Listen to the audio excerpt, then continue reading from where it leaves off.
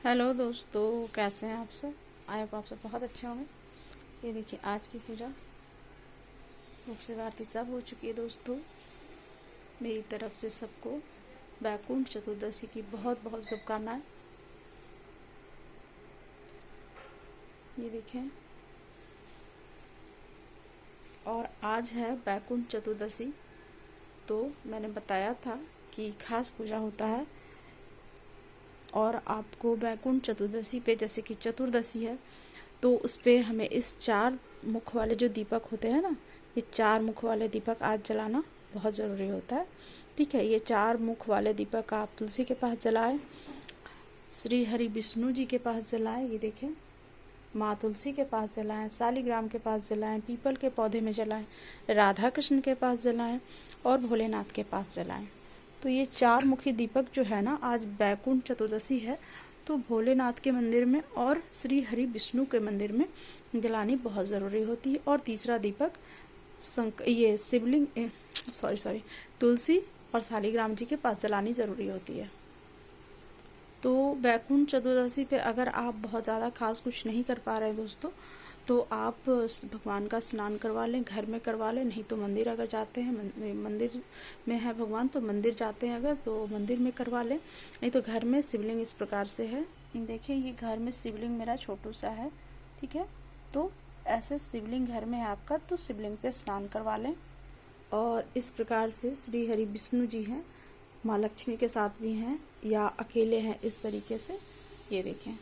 तो जिस भी तरीके से, तो ये देखें, तो आप इनका स्नान करवा लें। ठीक है, स्नान करवाने के बाद हल्दी कुमकुम चंदन से इनका श्रृंगार कर लें। श्रृंगार करने के बाद भोग प्रसाद जो भी होता है सुबह में पूजा कर लें, धूप दे दें, छोटा सा हवन कर लें, छोटा सा हवन कर लें। हो सके तो पंचामृत का भोग लगा सकते हैं, नहीं है तो कच्चे दूध का भी भोग लगा सकते हैं आप उसमें गुड़ डाल करके, तो ये भी विशेष होता है। तो इन चीज़ों से आप पूजा कर लें। उसके बाद देखिए, इस प्रकार से तुलसी में जो मंजरी होती है दोस्तों, ये देखिए, ये मंजरी जो है ना, ये तुलसी पत्र शंकर भगवान पे चढ़ा दे, और नहीं तो फिर ये जो मंजरी है तुलसी की, ये मंजरी आप 5, 7, 11 के क्रम में ये यहाँ से मंजरी तोड़ी जाती है, और ये पूरा साबुत मंजरी जो होता है वो शंकर भगवान पे चढ़ाई जाती है। तो आप इसे तोड़ लें, साबुत पूरा पूरा का पूरा इस प्रकार से जो मंजरी होती है इसे आपको तोड़ लेना है। 5, 11, 108 भी चढ़ाए जाते हैं आज के दिन, और शालिग्राम पे भी चढ़ाए जाते हैं। तो ये शंकर भगवान पे आप चढ़ा दें। अगर ये मंजरी नहीं मिल पा रही है तो आप ये तुलसी के पत्र जो है ना, इसे आप 5, 7, 11 के क्रम में शंकर भगवान पे चढ़ा दें। और ये देखें, विष्णु भगवान जो है, श्री हरि विष्णु भगवान जो लक्ष्मी जी के साथ हैं, या फिर विष्णु भगवान ऐसे हैं अकेले विष्णु भगवान जो होते हैं, तो उन दोनों ही किसी भी विष्णु भगवान पे, या आपके पास विष्णु भगवान नहीं है तो आप देखिए, ये कान्हा है जो कृष्ण कन्हैया, तो आप इनके ऊपर भी आप बेलपत्र, तो आप इनके ऊपर भी आप बेलपत्र को चढ़ा सकते हैं। और विष्णु भगवान का है तो बहुत ही अच्छा है, बहुत ही उत्तम है। तो आप यहाँ बेलपत्र चढ़ा सकते हैं, वो भी 1 चढ़ा सकते हैं, 3 चढ़ा सकते हैं, 11 चढ़ा सकते हैं, इस प्रकार से आप चढ़ा सकते हैं। और उन बेलपत्र और तुलसी मंजरी का जो समय है चढ़ाने का, और वो चढ़ाने का जो समय है रात्रि के 12 बजे से शुरू होता है। आज 25 तारीख है, 25 तारीख से आपका रात्रि का 12 बजे से आपका शुरू होता है वो चढ़ाने का। ठीक है, तो आप रात्रि के 12 बजे चढ़ा लें। अगर 12 बजे रात में आप नहीं चढ़ा सकते हैं, नहीं भगवान को जगा सकते हैं, तो फिर कोई बात नहीं, आप सुबह 4 बजे उठ करके 3:30 पौने 4 में आप उठ लें, नहा धोवा करके भगवान को स्नान करवा लें। स्नान करवाने के दीप धूप निकाल के जला लें, उसके बाद फिर उन्हें वो प्रोसेस करें। ठीक है, तो बैकुंठ चतुर्दशी को दीपदान भी बड़ा महत्व का करा गया दोस्तों। ये बैकुंठ चतुर्दशी के दिन दीपदान भी बहुत होता है अच्छे से।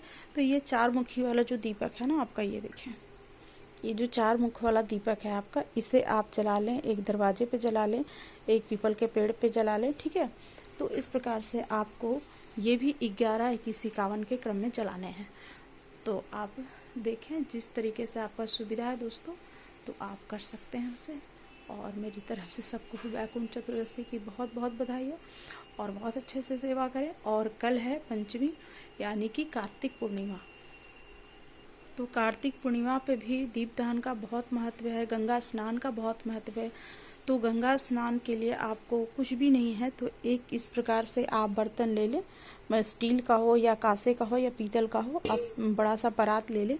परात लेने के बाद उसमें गंगा जल डालें। गंगा जल डालने के बाद आप उसमें जल डालें। जल भरने के बाद आपको तो आप इस तरीके से एक परात ले लें। परात ले लें, बड़ा सा कोई बर्तन है तो ले लें, नहीं है तो आप इस प्रकार का परात ले लें। ठीक है, इस तरीके से थोड़ा सा गहरा होना चाहिए ताकि इसमें आपका पानी अटे। ठीक है, तो इसमें सबसे पहले हमें गंगा जल डाल देना है। गंगा जल डालने के बाद जल डालना है। जल डालने के बाद आपको सबसे पहले गंगा का आवाहन करना है। तो गंगा का आवाहन के लिए क्या चाहिए आपको? सबसे पहले आप इसमें एक सिक्का डालेंगे। सिक्का डाल के माता का आवाहन करेंगे। आपको कोई मंत्र नहीं आते हैं दोस्तों तो कोई बात नहीं, आप माता से प्रार्थना कीजिए कि माँ इसमें गंगा माता आप बन जाए। इसमें कहा जाता है कि कहावत में भी कहा जाता है कि कठौती में मन चंगा तो कठौती में गंगा।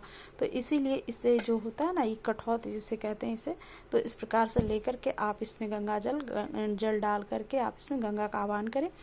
एक सिक्का डाल करके माता का आह्वान करें। माता को कहें कि माँ आप इसमें गंगा में, ये परात में, ये कठौत में आप आ जाएं, मैं आपकी सेवा करूँगी। ठीक है, इसके बाद आपको गंगा जल पानी जल भरने के बाद फिर आपको इसमें 5, 11, 21 के क्रम से आपको चंदन और रोली के टीके लगा लेने हैं। उसके बाद आपको 5 पान के पत्ते लेने हैं या पीपल के पत्ते भी आप ले सकते हैं। पीपल के पत्ते के लिए आप पीपल का पत्ता जो है आज ही तोड़े, संडे को ना तोड़े, क्योंकि संडे के दिन पीपल का पत्ता नहीं टूटता है दोस्तों। तो पीपल के पत्ते पर अगर आपको दीपदान करना है तो पीपल के पत्ते आज ही तोड़ लें, नहीं तो पान के पत्ते बहुत ही शुभ होते हैं, आम के पत्ते बहुत ही शुभ होते हैं। ठीक है, तो आप उन सब चीज़ों पे आप दीपदान कर सकते हैं। तो कठौत में आप सारी तैयारी करने के बाद गंगा जी का पूजन करें, रोली चंदन जो भी है श्रृंगार चढ़ाए, चूड़ी कपड़ा जो भी चढ़ाना है वो चढ़ाए माता को। श्रृंगार चढ़ाने के बाद लास्ट में आप दीपदान करें। दीपदान करने के बाद छोटा सा होम करें, उसके बाद आचमनियम करवाएं और फिर माँ का विदाई करें। विदाई करने के लिए भी प्रोसेस वही होता है दोस्तों, पहले हमें 3 बार आचमनियम कराना होता है, फिर उनकी विदाई करनी होती है। आप उस जल को आप किसी पेड़ पौधे में डालें, वो बहुत शुभ हो जाता है। तो आप अपने घर में थोड़े से पहले छिड़काव कर लें उस जल से, और आप अपने घर को शुद्ध कर लें, और बचा हुआ जल जो है वो आप पौधे में डाल दें।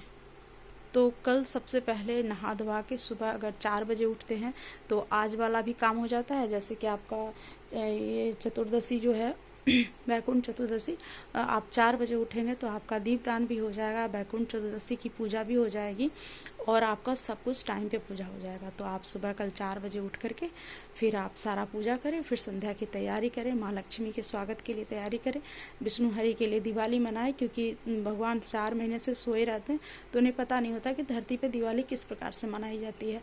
तो इसके लिए माता ने दिवाली सारे देवी देवता जो हैं जितने भी हैं मिल करके देव दिवाली के दिन यानी कार्तिक पूर्णिमा के दिन भगवान के लिए दिवाली मनाई जाती है।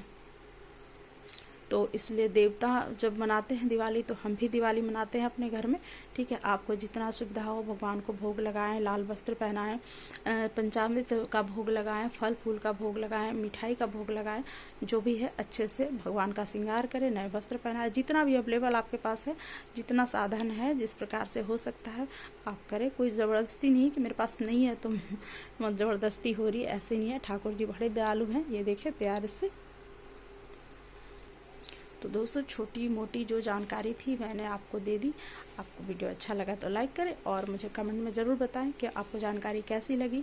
और आप लोग ज़रूर दिवाली मनाएं और गंगा स्नान ज़रूर करें।